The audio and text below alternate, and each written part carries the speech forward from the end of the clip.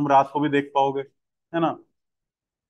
Khan declines ordinance of what delimitation citing MCC. What is delimitation?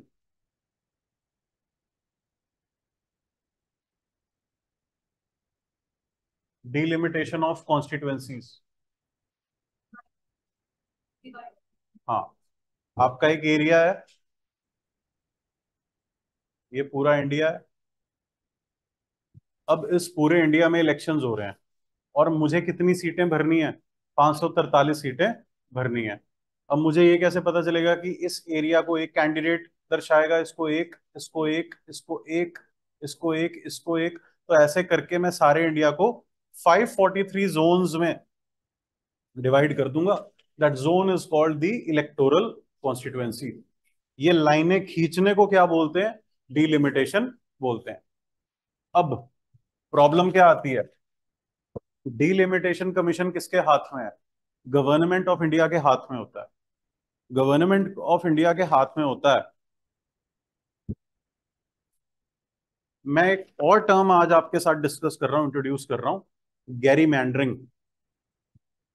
इसके spelling check करो, GARRY MEA, हाँ, MANDERING, GARRY,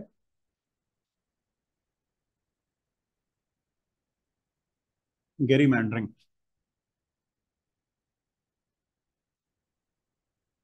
कई बार मेरे हाथ में होता है, इलेक्शन कमीशन के हाथ में होता है कि किसको जिताना है, किसको हराना है। बहुत बहुत बार ऐसा होता है। वो कैसे? मैं लाइन कहाँ खींचूंगा, लकीर कहाँ खींचूंगा, और उस एरिया में कितने लोग कैसे आएंगे, ये डिपेंड करता है। मान लो ये नेपाल है, नेपाल में देखी गई थी, ये नेपाल है। अब अगर मैं चाहूं, और नेपाल ना दो टुकड़ों में बटा हुआ है। यहाँ तो हिल वाले लोग हैं, पहाड़ों वाले लोग, और नीचे तेराई में ट्राइबल लोग हैं। तेराई रीजन में, तेराई रीजन में मान लो गरीब लोग रहते हैं, यहाँ पर अमीर लोग रहते हैं। अब अगर अमीर चाहें तो गरीबों को बड़े आराम से हरा सकते हैं ताकि एक भी सीट ना आए, और अगर गरीब चाहें तो वो अमीरों को बड़े आराम से हरा सकते हैं कि उनकी एक भी सीट ना आए।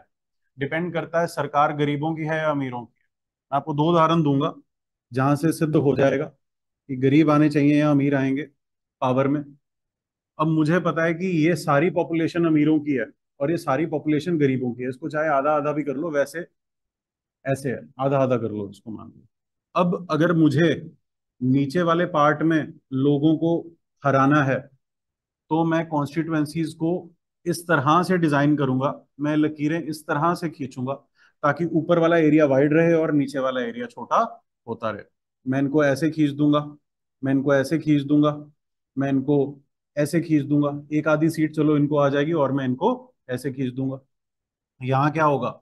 यहाँ मान लो इस एरिया में ये लोग रह रहे हैं, मैं कुछ इस तरह से डिजाइन करूंगा कॉन्स्टिट्युएंसीज को कि मैक्सिमम नंबर ऑफ पॉपुलेशन जो है यहाँ पर किसकी आए, जो वोट करे वो हमें आए। आधी मेजोरिटी यहाँ पर बिल्कुल कट जाए और इनकी पॉपुलेशन भी आधी यहाँ पर आ जाए। या फिर इसकी जगह मैं कुछ इस तरह से भी कर सकता हूँ, सीट्स का बंटन। अगर मुझे किसी एक वर्ग को ही जिताना है, what am I actually doing? I am trying to arrange the seats in such a manner so that this particular community gets maximum number of seats here and this particular community is misrepresented. तो मैं seats को किसी भी तरह deviate कर सकता हूं। जहां मुझे पता है, लेट अस से this is Jammu and Kashmir, चलो इसको पूरा मानते हैं। नॉर्दर्न एरिया में क्या है, ज्यादा से ज्यादा मुसलमान पॉपुलेशन है, और जम्मू में इस एरिया में ज्यादा से ज्यादा लद्दाख और बुद्धिस्ट और हिंदू पॉपुलेशन है। What I will do is, मैं ये वाले एरियाज को बड़ा रखूंगा और ये वाले एरियाज को छोटा रखूंगा, ताकि जब वोटिंग हो और ये कॉन्स्टिट्युएंसी बने तब मेजोरिटी किसकी आ जाए, मेजोरिटी नीचे वालों की आ जाए। नेपाल में ऐसा हुआ है। नेपाल में हम ये कर सकते हैं, मैं इसका एक फोटो भेजूंगा आपको, कलर्ड फोटो भेजूंगा। यहाँ पर मुझे समझाना नहीं आएगा, मतलब यहाँ पर डिफिकल्ट होगा मेरे लिए थोड़ा। तो कलर्ड फोटो में आपको बड़े आराम से पता चलेगा। मैं एक पोर्शन को रेड कर दूंगा, एक पोर्शन को ब्लू कर दूंगा, और आपको क्लियरली पता चल जाएगा कि ये किस तरह से इलेक्शन कमीशन ने लाइंस ड्रॉ करी हैं। या इलेक्शन कमीशन नहीं करता, डीलिमिटेशन कमीशन करता है लाइंस ड्रॉ। मतलब जानबूझकर कॉन्स्टिट्युएंसीज को इस तरह से खींचता है ये कमीशन, क्या, ताकि एक पर्टिकुलर कम्युनिटी इलेक्शन जीते और दूसरी ना जीते। देखो होता ऑटोनॉमस है। अब इलेक्शन कमीशन को भी अपॉइंट कौन कर रहा है? पीएम, एक मिनिस्टर और लीडर ऑफ ऑपोजिशन। उसी तरह से डीलिमिटेशन कमीशन को भी कौन अपॉइंट कर रहा है? Government of India. तो अगर ये गवर्नमेंट ऑफ इंडिया अपॉइंट कर रही है तो नेचुरली मैं उनको बोल सकता हूं कि भैया ऐसा करो, तो वो ऐसा कर देंगे। This process is called gerrymandering. ये कहीं भी लक्ष्मीकांत में पॉलिटी में नहीं दिया हुआ। ये नेपाल के इलेक्शंस में हुआ था, जब उन्होंने हिल पीपल को जिताना था और ट्राइबल पीपल को हराना था। उन्होंने इलेक्टोरल कॉन्स्टिट्युएंसीज ही इस हिसाब से बांट दी। ऑब्वियसली यहाँ अगर मैं देखो, हो सकता है बड़े आराम से, इससे आपको शायद समझ ना आ रहा हो, I just try to redraw और रिक्रिएट द थिंग। देखो, लो ये है, मुझे क्या करना है, ऊपर वालों को जिताना है ना। मैं नीचे वाले पार्ट क्या करूंगा, बिल्कुल पतले पतले कर दूंगा। This is what I want to portray.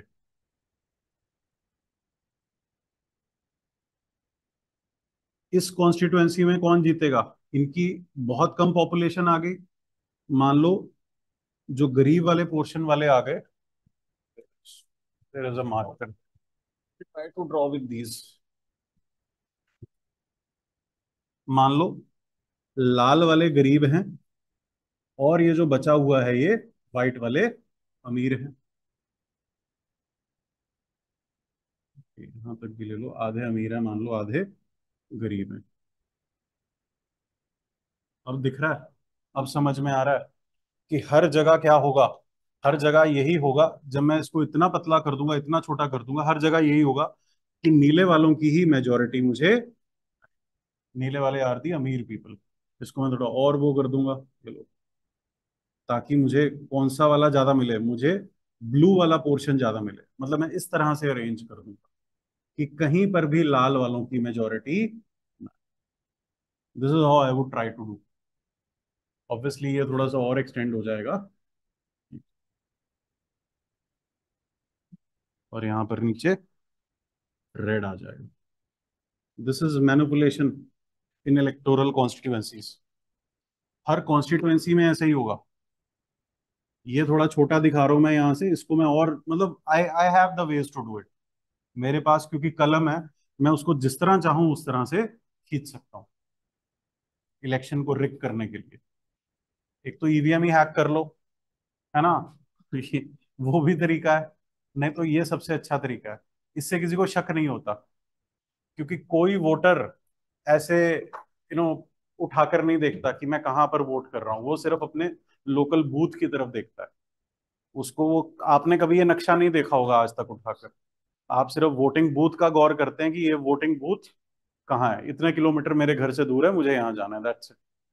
तो you are never concern about this. Political parties को ये पता होता है एक्चुअली कि किस एरिया में कौन सी पॉपुलेशन आए। एक और एग्जांपल देता हूँ, गेरी मेंडरिंग का समझ में आया ना हम क्या करना चाह रहे हैं? एक और एग्जांपल भी हम दे सकते हैं बड़े आराम से।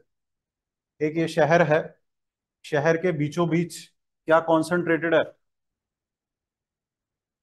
एक माइनॉरिटी कॉन्सेंट्रेटेड है। ये गरीब लोग रह रहे हैं यहाँ, बस्ती बस्ती चौल वॉल है। मैं क्या करूंगा? मैं इलेक्टोरल कॉन्स्टिट्युएंसीज को कैसे बनाऊंगा?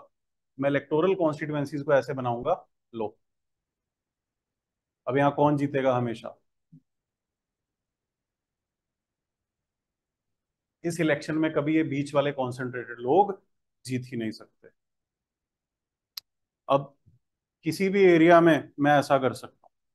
मैं लाइन ही खींचनी कहां से शुरू करूंगा? उस पर्टिकुलर मेजोरिटी या माइनॉरिटी के एरिया से जिसको मैंने हराना है।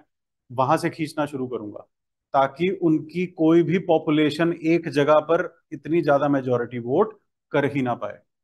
उनका उस बूथ में, एक बूथ में यहां बनाऊंगा, एक बूथ यहां बनाऊंगा, एक बूथ यहां बनाऊंगा, एक यहां बनाऊंगा, एक यहां बनाऊंगा और एक यहां बनाऊंगा।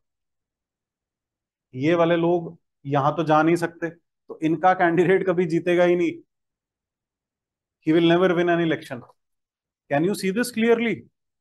तो गेरी मैंडरिंग, समझ में आया? ये कौन कर सकता है? रूलिंग पार्टी कर सकती है, या इलेक्शन कमीशन जिसके साथ मिला हुआ है और डिलिमिटेशन कमीशन जिसके साथ मिला हुआ है, वो लोग ये कर सकते हैं।